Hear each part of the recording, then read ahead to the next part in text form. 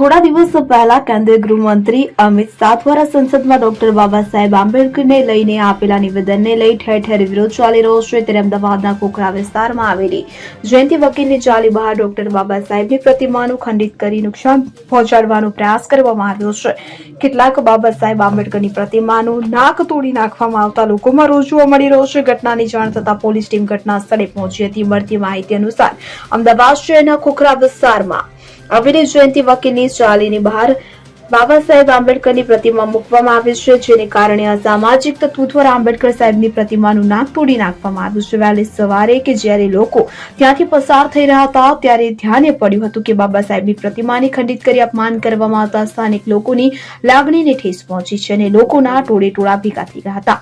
ઘટનાની જાણ પોલીસની ટીમ થતા ટીમ પણ ઘટના સ્થળે પહોંચી હતી. ત્યારબાદ સ્થાનિક લોકોનું ટોળું ખોખરા પોલીસ સ્ટેશન ખાતે પહોંચ્યું હતું અને ફરિયાદ નોંધાવી છે. પોલીસના અજાણ્યા શખ્સો વિરુદ્ધ ફરિયાદ નોંધી તપાસ હાથ ધરી છે. Bureau report CN24 news. હવે જુઓ દેશ દુનિયાની તમામ ખબરો તમારી આંગળીના ટેરવે. ઉઠાવો મોબાઈલ અને Google Play Store પરથી ડાઉનલોડ કરો અમારી CN24 ન્યૂઝ મોબાઈલ એપ.